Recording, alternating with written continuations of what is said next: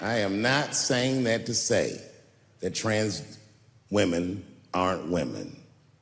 I am just saying that those pussies that they got, you know what I mean? I'm not saying it's not pussy, but that's like beyond pussy or impossible pussy. You know what I mean? It tastes like pussy, but that's not quite what it is it? It's not blood, that's beet juice.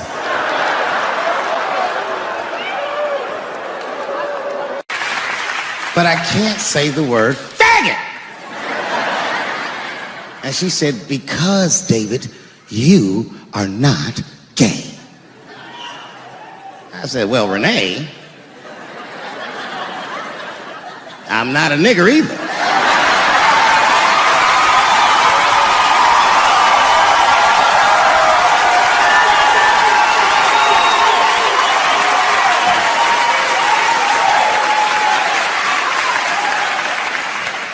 But you see, what I didn't realize at the time and what Kevin had to learn the hard way is we were breaking an unwritten and unspoken rule of show business. And if I say it, you'll know that I'm telling you the truth. The rule is that no matter what you do in your artistic expression, you are never, ever allowed to upset the alphabet people. You know who I mean. Those people that took 20% of the alphabet for themselves.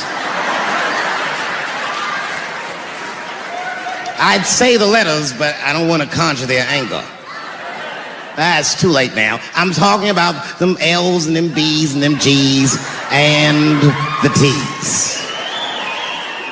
People be surprised. I have friends, all kinds of letters. Everybody loves me and I love everybody. I got friends who are L's, I got friends who are B's, and I got friends who are G's. But the T's hate my fucking guts.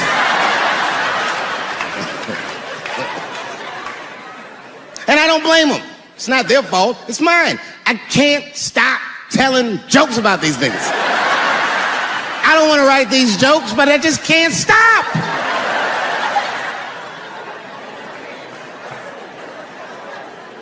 You know, you hear all those letters together all the time, LBGT, LBGT, and you think it's just one big movement. It's not.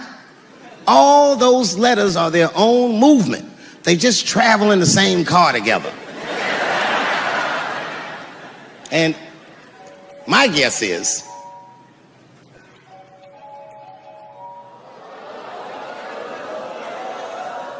what is this, high school? This nigga probably got a babysitter or something. Go and answer your phone, nigga. Just get that shit out of here. I'm in the middle of something important.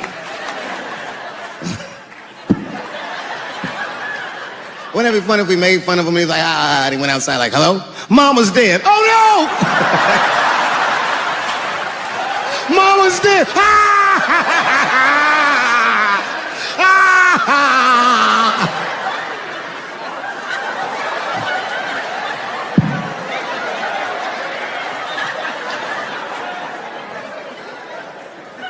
That was a weird time phone call, wasn't it? It's like his phone is gay.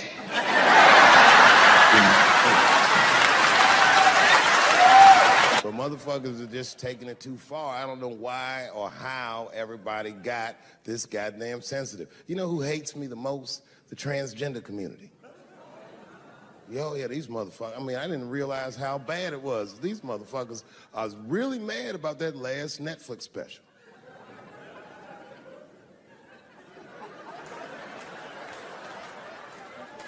It's tough, man. I don't know what to do about it because I like them.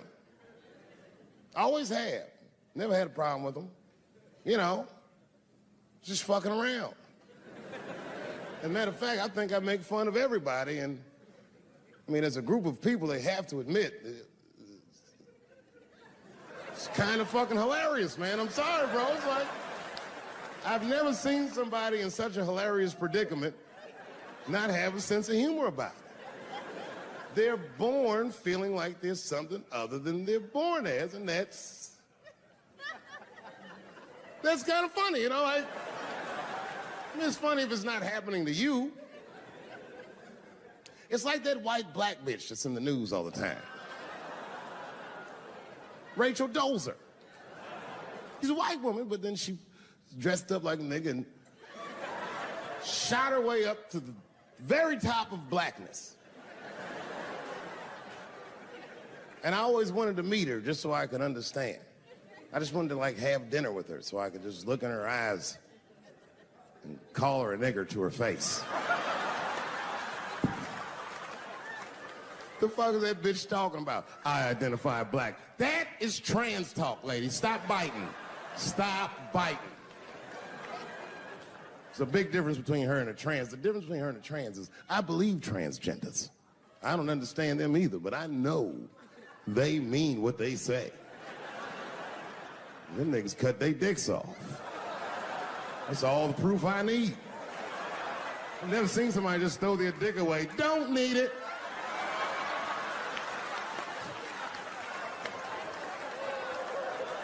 I don't understand, but I believe you and I support your decision, motherfucker. But how far is Rachel willing to go? What is Rachel willing to do so that we blacks can believe that she believes she's actually one of us? Bitch, are you willing to put a lien on your house? Invest in a mixtape that probably won't work out?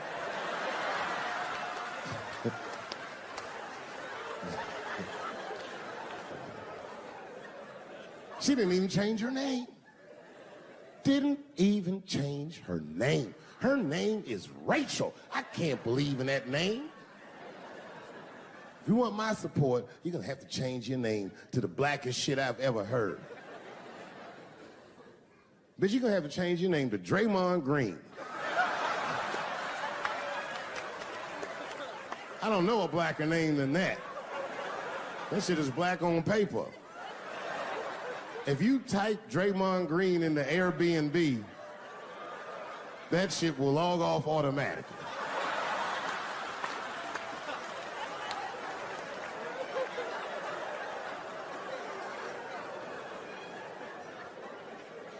Yeah, people get mad, bro. People get mad about everything I say. I was doing a show. I was in Portland, Oregon, and I was checked in a hotel under the name Charles Edward Cheese.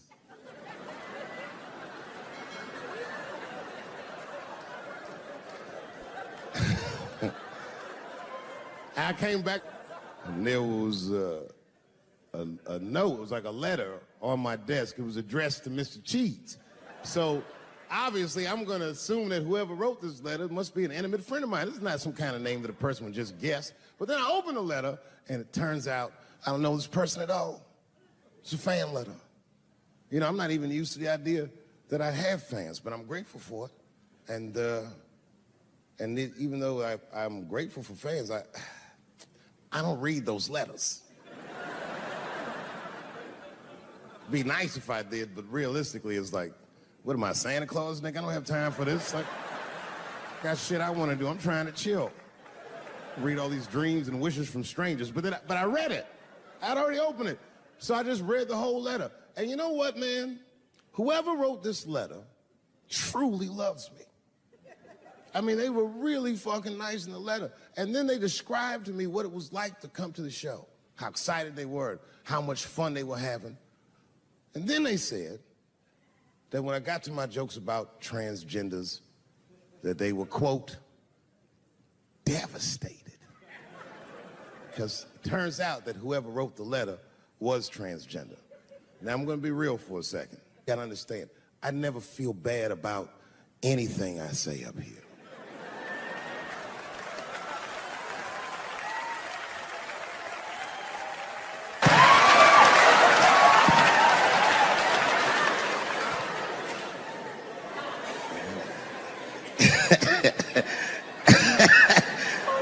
Like I was saying, my guess is the G's are driving that car. That makes sense to me, because there's white men in the G's. And these people are trying to get around discrimination and oppression. And you know how white dudes are. We know these roads. In fact, we built these roads.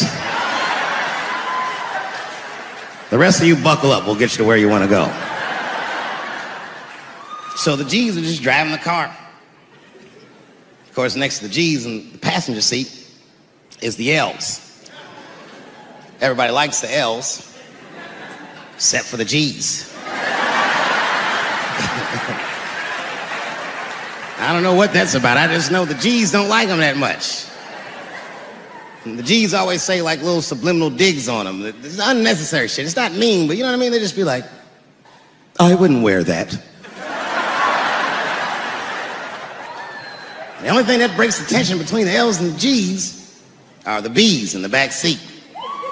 That's right, there you go. Everybody scream out when you hear your letter.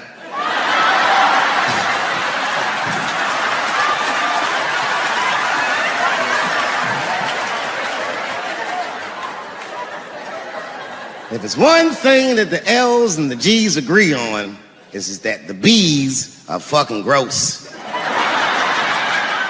They seem greedy to the L's and the G's, you know what I mean? They're just sitting in the backseat like, yeah, man, I'll fuck anybody in this car. What's going on, man?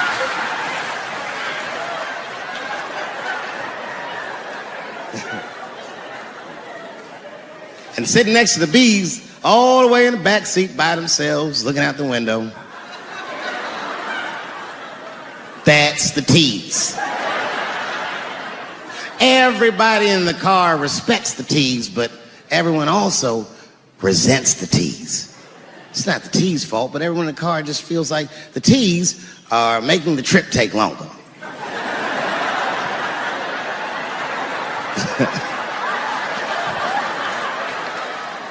Anything the T's say gets on everybody's nerves. And then the T's don't even say anything bad. They just be in the back talking to themselves. I'm hot. Shut up.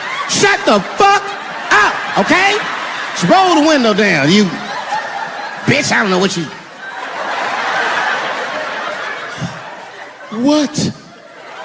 Just said I was hot. Can you pull over at the next exit? I need to use the restroom. There is not a restroom for you for 4 states, nigga. Will you just shut the fuck up so we can get where we're going?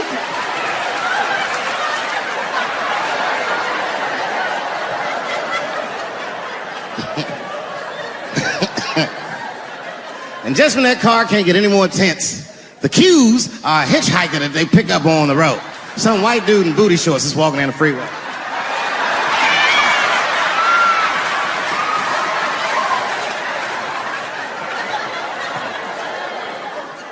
The G's see him. That guy might be one of us. Hey, are you okay? You need some help? And he come over there with them booty shorts leaning on the window. Hey, what's going on, fellas? Lady? Whatever pronoun makes you feel comfortable in the back.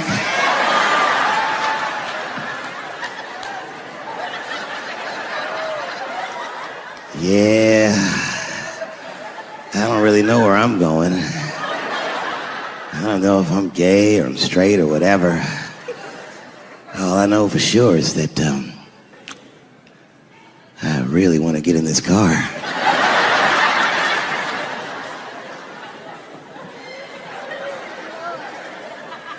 And they make him get in and sit in between the B's and the T's.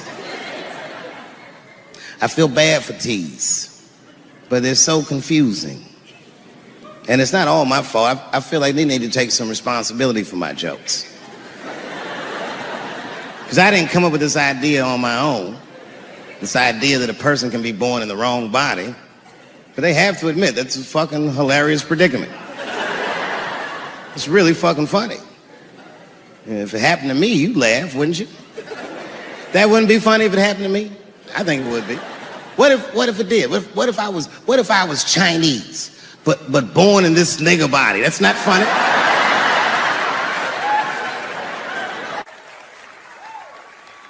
And I would never admit this to you if I hadn't locked your phones up.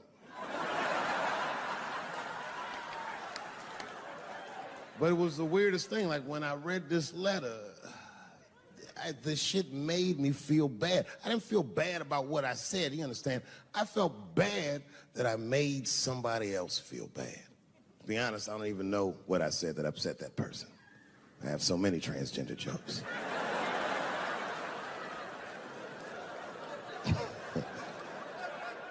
But I feel like it was probably this joke I'm about to tell you right now.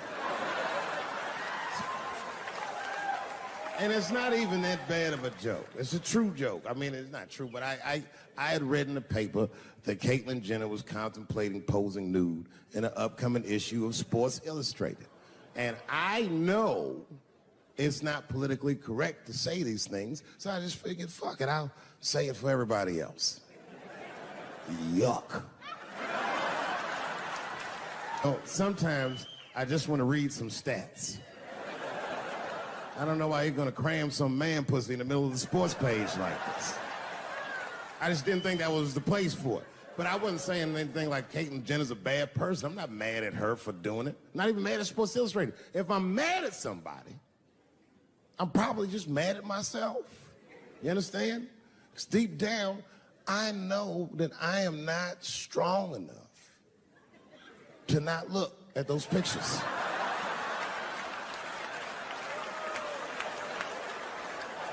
And I don't think I'm ready to see what she's trying to show me. So Caitlyn, goddamn it, if you go through with this thing, bitch, you better go hard or go home. I want you to go all the way. Hustler style. Do you know what hustler style means, miss? That means spread the lips.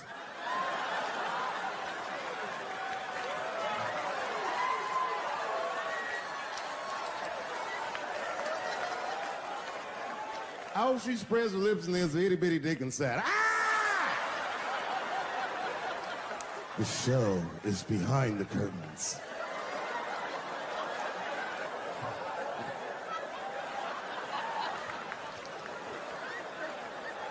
I don't know what I said that upset that person. But I'm gonna tell you something.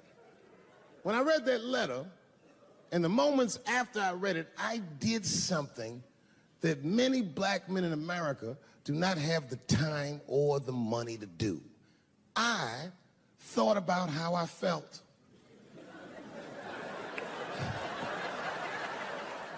Asked myself a very basic question that I don't think I ever directly contemplated. I said, man, Dave, if you're writing all these jokes, do you have a problem with transgender people? And the answer is absolutely not. The fuck do you guys think I am? I don't understand all the choices that people make. But I do understand that life is hard and that those types of choices do not disqualify you from a life with dignity and happiness and safety in it.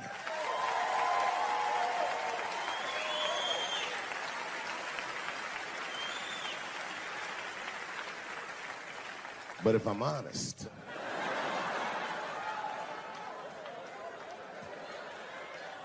my problem has never been with transgender people. My problem is transgender people. I just feel like these things should not be discussed in front of the blacks. It's fucking insulting, all this talk about how these people feel inside. Since when has America given a fuck how any of us feel inside?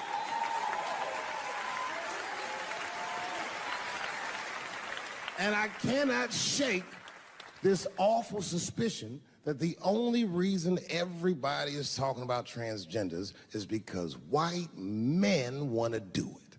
That's right. I just said that. If it was just women that felt that way, or black dudes and Mexican dudes being like, hey, y'all, we feel like girls inside, they'd be like, shut up, nigger. No one asked you how you felt. Come on, everybody, we have strawberries to pick. It reeks of white privilege. You never asked yourself why it was easier for Bruce Jenner to change his gender than it was for Cassius Clay to change his fucking name?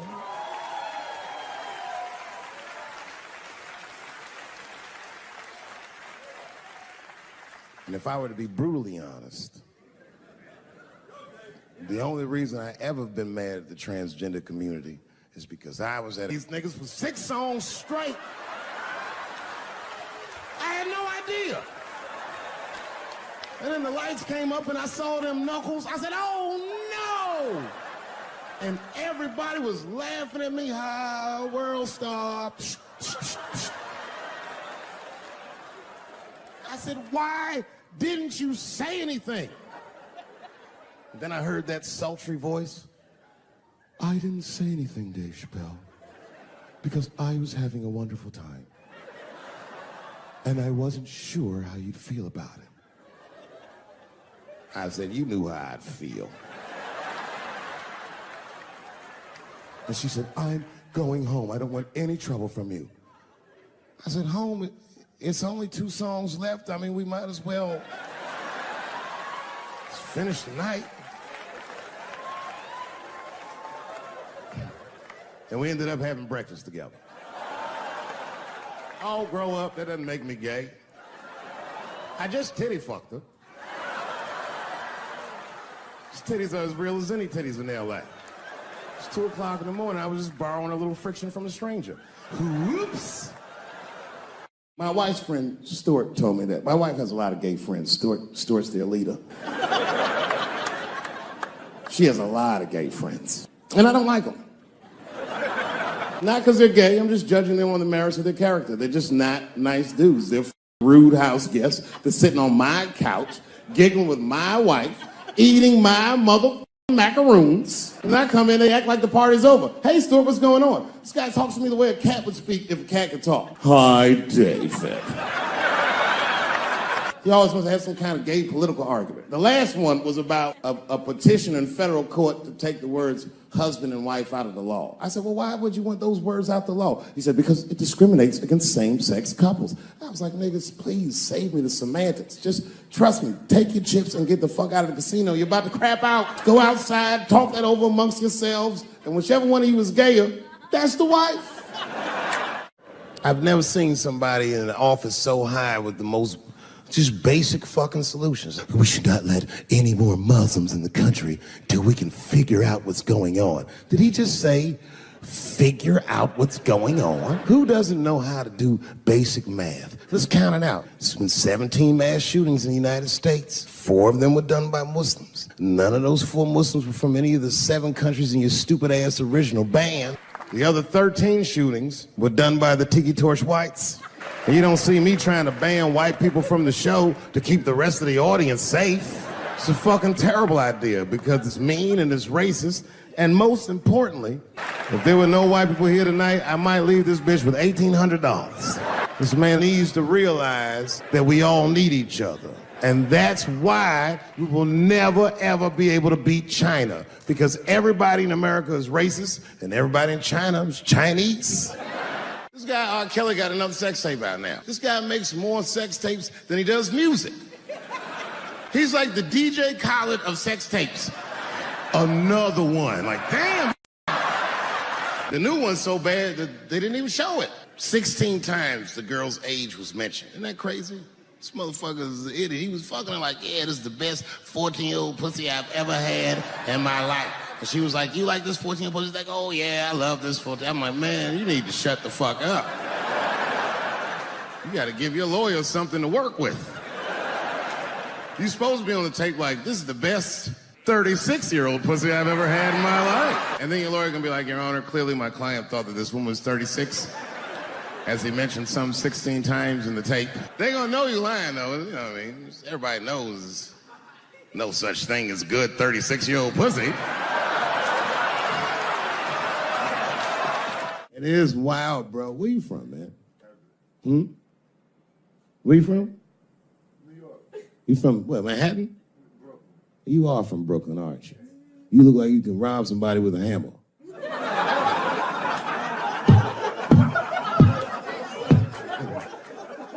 Brooklyn niggas rob you with shit they find around the house. I just got stabbed with a toothbrush. This nigga must be from Brooklyn. I'm fucking around. I think, okay, again, of all those letters, the T has the toughest road ahead. In fact, I think the T should stand for tough road ahead. They've got the longest mental gap to bridge. That's all I'm saying. Because, you know, whenever I see one of them T's on the street, I don't mind them, but I'll be like, man, I miss Bruce. I'm sorry, guys. I'm 42. I remember Bruce Jenner. Before the Kardashians, before all that, this motherfucker was a white American superhero. It was amazing. He was beating Africans at track and field. We'd never seen anything like it. He was on my cereal box growing up. You know how much of that cereal I ate, nigga? I didn't know he was gonna do that. I knew before you guys knew. I heard things on the street in Hollywood. You know, you just be out, see people. Hey, what's up, Kanye? Why the long face? Nigga, you'll see. Got 2 mother-in-laws now. There was a big dance coming up in the middle school. I was 12 years old. I said, Dad, can I go to the dance? He said, of course you can go to the dance. I want you to get out and meet some more kids. I said, great. It costs $3 to get in. And my dad said, ooh, sorry, son, I don't have it. I was like, what the fuck? You don't have $3? Well, then how are we alive, Dad? Dad said, if you want to go to the dance bad enough, I'll tell you what, there's some money in the change jar, get the money from there. I was 12 years old, that's what I did. I showed up to the dance early. There's a long line of kids waiting behind me while I'm at the door trying to count out 300 pennies to get inside. I will never forget this shit as long as I fucking live. Oh, man, you know, if you've been poor, you know what that feels like. You ashamed all the time. Feels like it's your fault. And all them kids was laughing, ha, ha, ha, ha. Look how poor Dave Chappelle is. Like, when I think back at it, that's really the only time in my life that I ever thought to myself, I should kill everybody at school. No, this is what I mean. Okay, look, okay, you're an Asian dude. No, I say this with no disrespect, but we're all Americans, right? And we can agree that America has a huge body count all over the world, but nowhere more than Asia. Literally, if you look at history, recently, we have bombed the masculinity out of an entire continent. We dropped 2 atomic bombs on fucking Japan, and they've been drawing Hello Kitty and shit ever since. There's a lot of lady boys in the wake of our bombs, and I know these things because my wife is Asian. She's Filipino. All right, well, okay, so that explains it. Now you know why you see me at all those Filipino events. I'm not there picking up pussy, I'm dropping some off.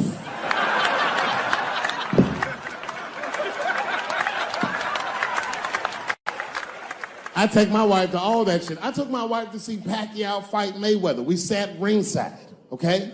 That was a quiet car ride home. That's what that was. That's my problem. I can't handle pressure. Sometimes pressure make me talk different. I'm serious. You ever have like that social pressure? You ever talk to somebody who's fake and they make you fake? Like that kind of deal, like, hey, how you doing? You're like, fine, how are you? And you're like, I don't even talk like that. I get sick of that shit. I do. It just makes me sick. Sometimes I'll talk crazy just to make myself feel better. You ever do that? Just start talking like crazy. Like, you ever hear this voice? Man. That's how bad guys used to talk in the 40s. In the old days. See, I talk like that. Not all the time, but if somebody put the pressure on me, fuck it, I gotta cut loose. If the police pull me over, I'll talk crazy. Son, do you know why we pulled you over? Nah, because I'm black, see, that's right. Nah. It's not illegal to talk like that. How do they know I don't talk like that every day? Stop talking like that. Stop talking like white copper. Nah. I see my age in my children. I came home from the road. This is not long ago. I've been gone for, if you can picture, I was gone for weeks and weeks. And when I came back, nobody was home. Now, one person in my family thought that maybe I'd like to see them when I got back. Like, they knew when I was coming back, but they just weren't home. And that shit was a wake-up call. But an empty house, that's some cold shit. And I went into my oldest son's room. I was like, hello, hello. He was gone. And I'd never done this to him before, but for some reason I just did it. I just looked through his shit. Just to see who this motherfucker was becoming. And I found these notebooks and I started going through the notebooks and there was all this wonderful poetry in them. And then I looked through his drawers and I opened up his middle drawer and I found this rolling paper. And I looked down at them papers like, oh, that's where that poetry's coming from. I'm doing a show somewhere, and I'm on stage, and I was a little drunk, you know. I figured to be safe, because, you know, everybody's phones are locked up. And I went in on this kid. I was talking all kinds of shit. Now, I didn't know that there was a journalist in the audience. Took impeccable notes. He told everybody everything I said. He was even putting the jokes in the headline. The headline said, Dave Chappelle says he wants to smash a dollhouse over Juicy Smouye's head. And I thought for sure when I read that headline, I said, well, that's it for me. I'm canceled. Lucky for me, that very same day, the Chicago police caught the motherfucker actually did it. And hilariously, they were both Nigerian. Not only were they not white, they were very, very black. They were Nigerian, which is the funniest shit. The whole story is funny.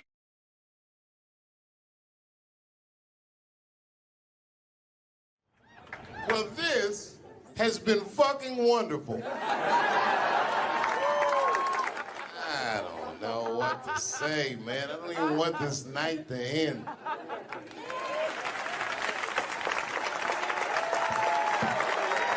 I promise you, whoever cares the most, I care at least as much as them. I know what I got, because I lost it all. I got to tell you something, and I don't talk about it often. Have you ever worked all your life for something and have it not work out? That happened to me. It was tough. Think about it. I was gone for 12 years. It's not a little bit of time. It was hell. I watched other niggas that I knew become very famous. I watched the world go on without me. I mourned the loss of it. And after a while, I didn't care. Coming back was terrifying. I understand what I am.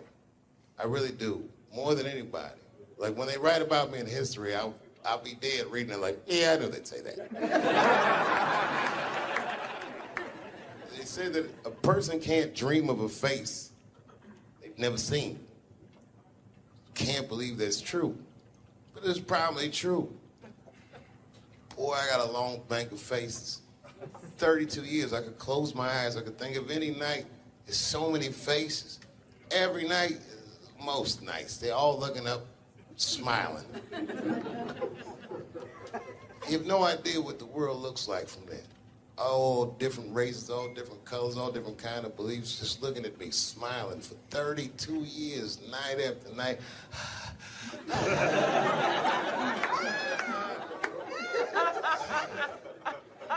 No comedian take that for granted. I swear to God, this might be the noblest of professions. Robin Williams had a bar that I loved. He said comedy is the only job you can have where you can use everything you know. And that's true.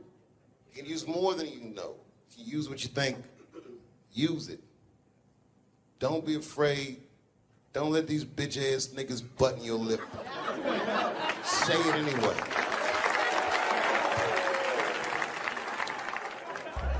I first became aware of Dave Chappelle right around before the first Nutty Professor, because I was supposed to play that role that he played. And then I kind of saw him, and I was like, hey, that guy, right, that kid would be funny playing that role. I try to be peaceful, but now it's time for Reggie to karate-size your ass. Woo! Dave is so much smarter than everyone.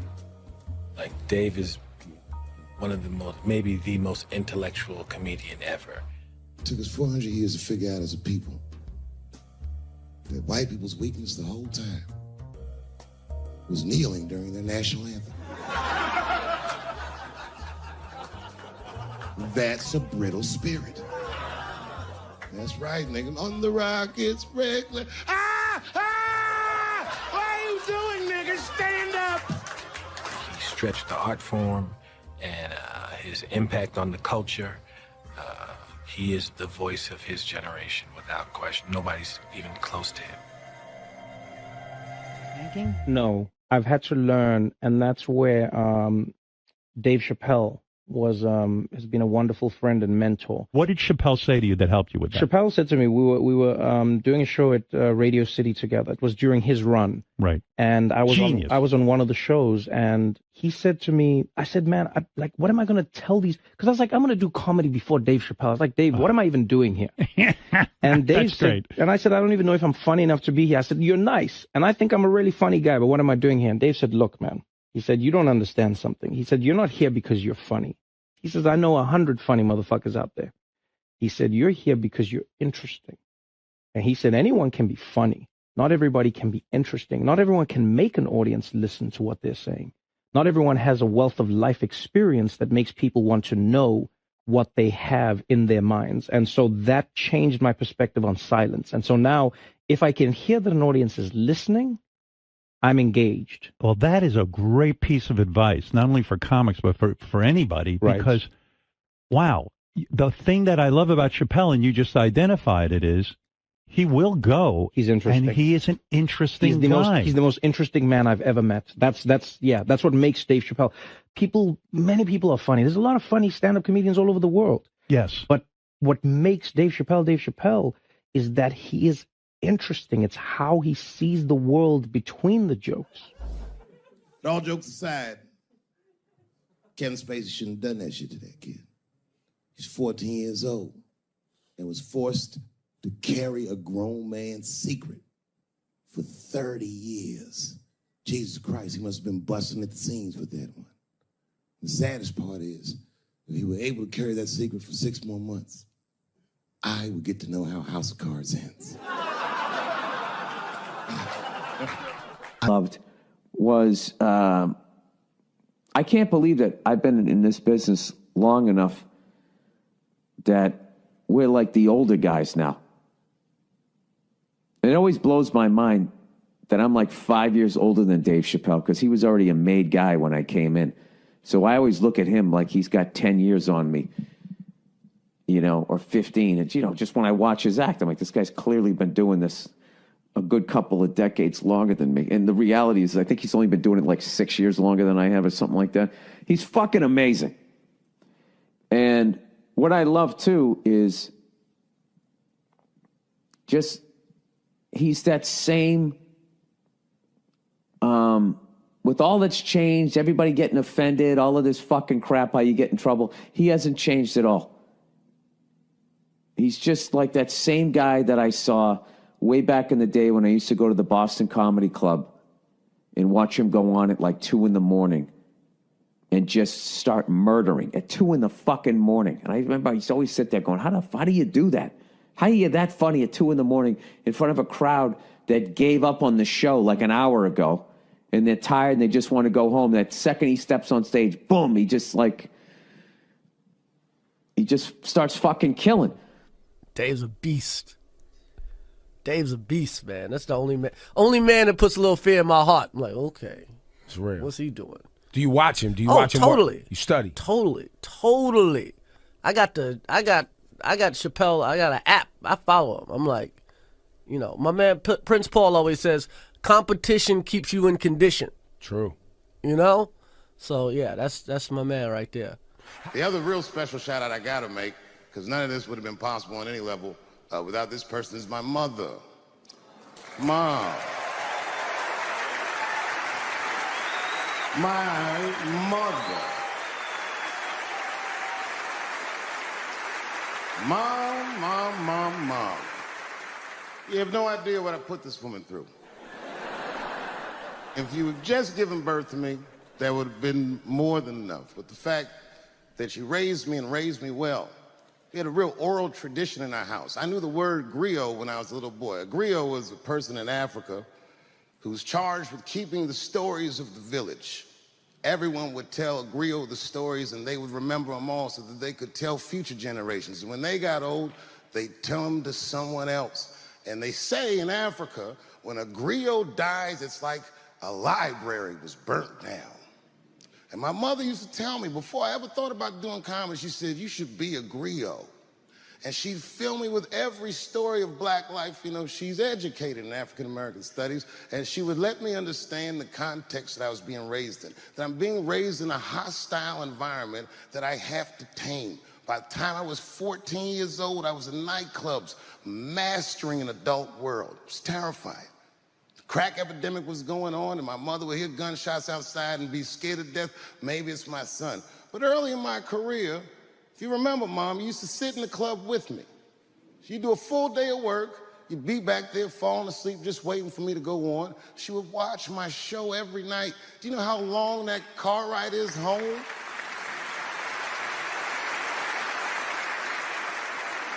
How many of you have ever heard your mother say, pussy jokes were a little too much tonight, son?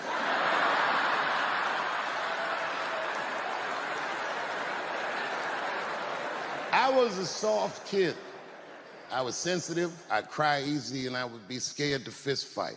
And my mother used to tell me this thing, I don't know if you remember, but you said this to me more than once. You said, son, sometimes you have to be a lion so you can be the lamb you really are. I talk this shit like a lion. I'm not afraid of any of you. When it comes word to word, I will gab with the best of them, just so I can chill and be me. And that's why I love my art form, because I understand every practitioner of it. Whether I agree with them or not, I know where they're coming from. They want to be heard. They got something to say. There's something they notice. They just want to be understood. Love this genre. It saved my life.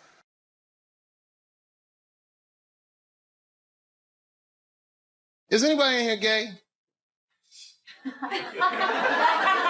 Get her! Let's get her. I'm totally joking. This is New York. Are you gay for real? Okay, so you know that gay marriage is illegal, right? Why do you think that that's illegal? People suck. I don't know. I don't have a good answer for that. Do you even care about marriage? Yeah, I want to get married. Eventually. It's really... To a girl or a guy? Girl. Just checking.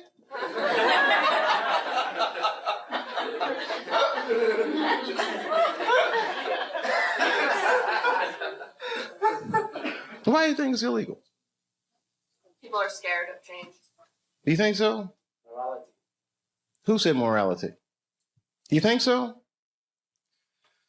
I don't. Whose morality? Who said big business? She knows what's going on. Huh? Hmm? Yeah? Even gays can get married. They're going to wake up to the reality of problems of marriage just like everybody else. And that's all good and well. You see, here's the thing. No matter what your morality is, it's still a secular society. So even if gay marriage is against my own personal beliefs, I can't necessarily believe a government that would say we don't want to do that for moral purposes. Not while you fucking bombing Iraq like that, or sending motherfuckers to Afghanistan like that. I mean, you can't be hitting me with all this dubious ass morality. They say morality because that's what their constituents need to hear, and because they think that's what their constituents want to hear. But honestly, Bill Clinton said 90% of the shit that people talk about has nothing to do with what the actual job of the president is about. You think the president be sitting around, what time is it, 10 o'clock? Oh, we got that gay meeting. Hey, guys, what are we going to do about that? I mean, they don't give a fuck about it. No, who actually is going to give a fuck? Big business. And I have a whole belief system out there that you just don't want to know about.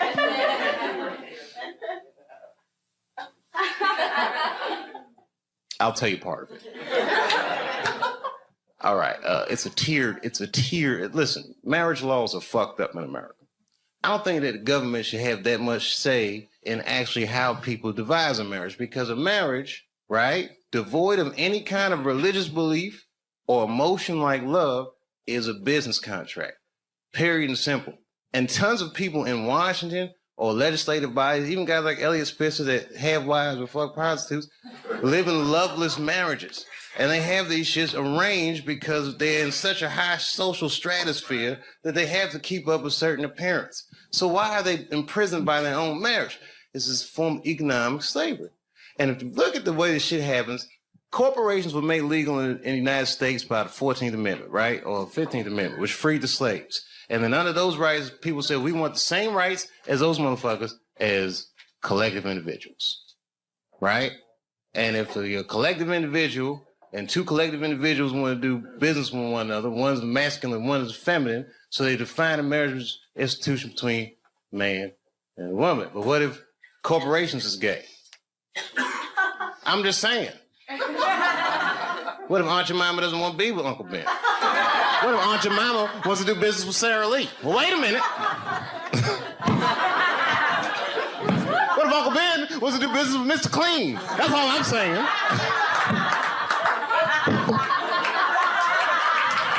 Guys, wait a minute. That's a little gay.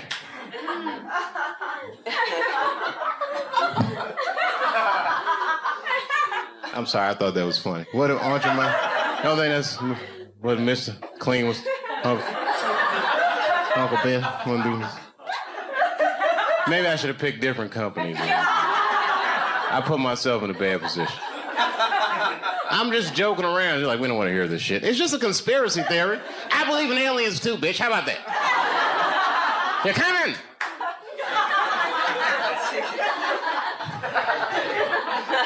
Gay aliens, they're here.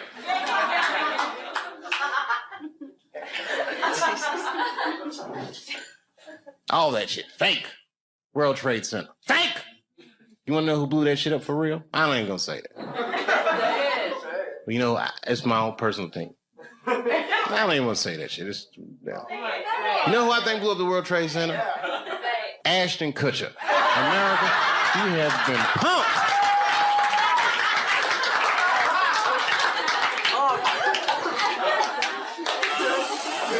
Fake.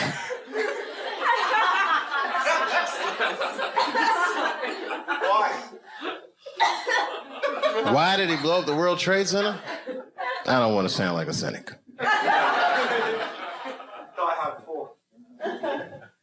Shit was crazy. I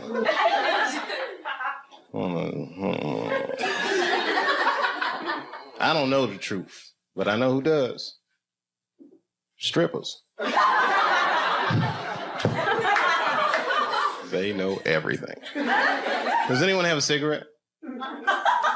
Yeah. Sure. Good on you, mate. I wish I had it. Your accents are so nice. Huh? And I do listen to BBC News. We all listen to the BBC. You're all listening to the BBC. That's what they say all the time. GMT. Oh, every time you say what time it is, it goes GMT. What does that mean? Whose mountain? Greenwich. Oh. It's the oh, okay. Meantime. Greenwich Mean Time. Is that where the phrase meantime comes from?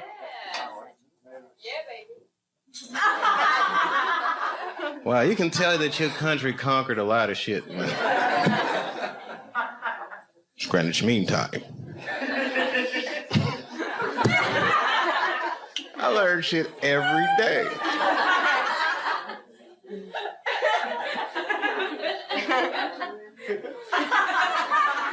It's Greenwich Mean Time. Have you ever heard that before? Yeah, bro, you ever heard that before? Yeah, I've heard it. Oh, you're from Ireland, though. Hang on down the middle of London, very much. Greenwich? Meantime? What's so mean about it? It's a time. Oh, okay. Like it's 0 degrees. Okay. You ever seen a guy's mind stretch? I buy for it. Like in the 24 hours, like 0, like, you know. Oh, I don't do that 24-hour clock shit. I hate that shit. It's 1,500 o'clock. 1,500. Here, right? Like to make life easy. Got the blocks. No, I don't like that shit. That's when it's good to have them strippers around. Strippers are like the Google of the streets.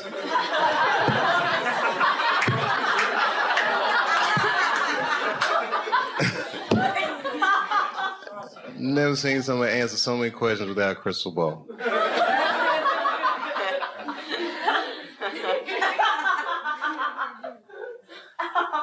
It's true. It's amazing. Skill sets.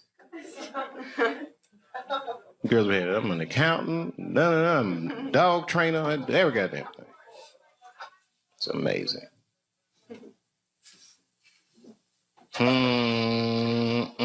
right, it was something hilarious though. All this shit is depressing. Ashton Kutcher didn't blow up those buildings, by the way. I don't want you to think. I'm not gonna put that on him. Huh? American people. American person is one of the most lied to people in the world. That's our whole game with America.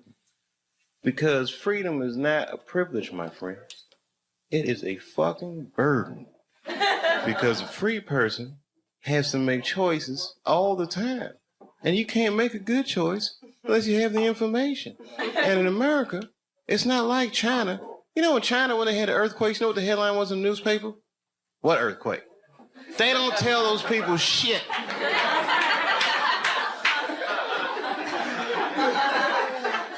In America, they'll tell you every goddamn thing, and then they don't prioritize the information.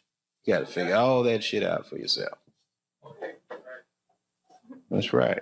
The war will be breaking out, and you'll be like, did Michael Jackson fuck them kids?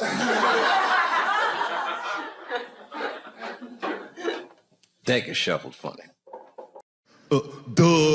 Hey, if you do anything wrong in your life, and I find out about it, I'm gonna try to take everything away from you. And I don't care when I find out. Could be today, tomorrow, 15, 20 years from now. If I find out, you're fucking finished.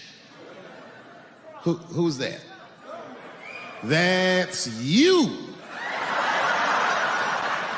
That's what the audience sounds like to me. That's why I don't be coming out doing comedy all the time, because y'all niggas is the worst motherfuckers I've ever tried to entertain in my fucking life. Are you surprised though by the criticism that's come your way? No, and I don't mind that people get upset. Some of this criticism like is helpful. Like I get educated by it. I don't necessarily agree with all of it, but I learn about a lot of things. You know, just from my... I swear to God, this might be the noblest of professions. Robin Williams had a bar that I loved. He said comedy is the only job you can have where you can use everything you know. And that's true. You can use more than you know. You use what you think. Use it. Don't be afraid. Don't let these bitch-ass niggas button your lip. Say it anyway. It took us 400 years to figure out as a people that white people's weakness the whole time was kneeling during their national anthem. That's a brittle spirit. That's right, nigga. On the rock, it's regular. Ah! Ah! What are you doing, nigga? Stand up! Comedy. Bad things happen to someone else. That's not necessarily funny. Look at it this way. I grew up in the crack epidemic. I tell jokes about it. I grew up in the crack epidemic, and now there's an opioid epidemic.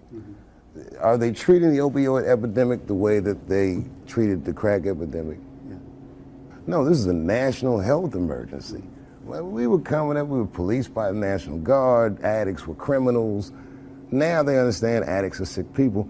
And maybe it's because the demographic of the opioid epidemic is not the same demographic of the crack epidemic. Racially. I mean, you're talking about race. Right, so now that your community is getting destroyed, is a whole nother ball game. And then it's a huge window of empathy. Oh my God, we can see each other. We both went through similar pain. But I'm just saying everything's funny that happens to you is more about empathy. That you there but for the grace. You guys gotta remember, I'm not saying it to be mean. I'm saying it because it's funny. And everything's funny till it happens to you. I'm not afraid of other people's freedom of expression. I don't use it as a weapon. It just makes me feel better. And I'm sorry if I hurt anybody, et cetera, yada, yada, yada. Everything I'm supposed to. But there's a more important reason that I would stop doing comedy right now. And this reason is the real reason that's been percolating, and it really is the crowd, not you. I'm talking about the crowd on the big stage. It's too hard to entertain a country whose ears are so brittle. Motherfuckers are so sensitive, the whole country is turned into bitch-ass niggas.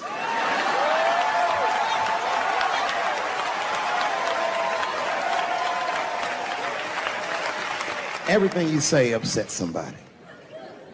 You know, I can remember when it all started. It was when I was doing Chappelle show. When I was doing Chappelle show, I used to do the show, and then on the weekends I do like concerts and shit like that. So I'm doing a concert, and there was a couple in the front row, beautiful couple. The wife was obviously Asian. You could see it in her face.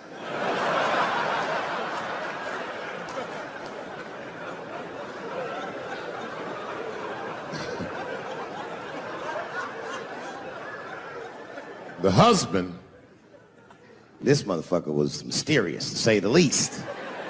Couldn't quite pinpoint where he was from. Caramel-colored fella, very nice hair, but he could have been from anywhere. Bangladesh, Mexico. I can't guess with a nigga like this. All I knew for sure about this guy is that his wife was a bitch. I could see that in her face, too. No, he was laughing and having a good time, and she was scowling at me at a goddamn comedy show. I couldn't figure it out. And then I realized at some point that she was pregnant, and I was smoking on stage. I said, oh my God, that's probably why she's mad. So I started to put my cigarette out, but then she hit me with one of them fake non-smoker calls. So I just kept smoking. I thought to myself, bitch, that baby will be fine, relax. and I tried to break the tension. I just asked her, that's all I said. I go, hey, where are you guys from anyway? And I could tell that she was on to me. She goes, very condescendingly, she says, I'm from California. If you're asking my ethnicity, I am Chinese. And her husband was just cool about the shit. He was like, I'm Mexican, bro. I said, well, I'm sorry if I offended you by asking. But you're a very beautiful couple.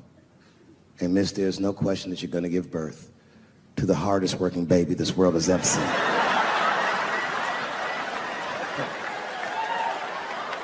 That's not a bad joke. She got very upset. She got up to leave immediately, but she didn't just leave. She had to take one last dig at me on the way out. I will never buy one of your fucking DVDs again, Dave Chappelle. I said, ma'am, with all due respect, Chinese people don't buy DVDs.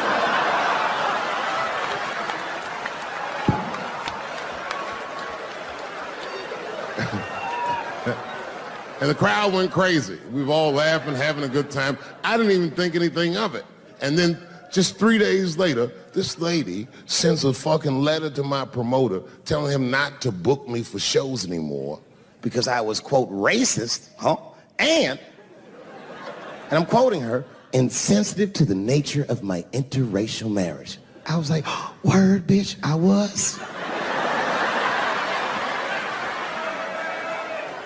If she had just done a little bit of research, she would know that I myself am in an interracial marriage. That's right. In fact, my wife is Asian too. Surprise, bitch, I'll see you on Thanksgiving.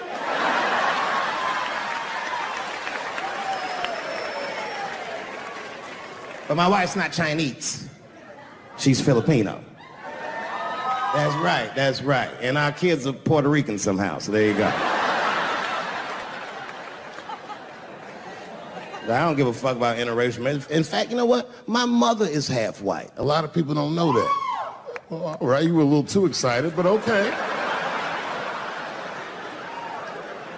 A lot of people don't believe me when I say that, but it's true. You can't tell looking at me, but if I grew my hair out,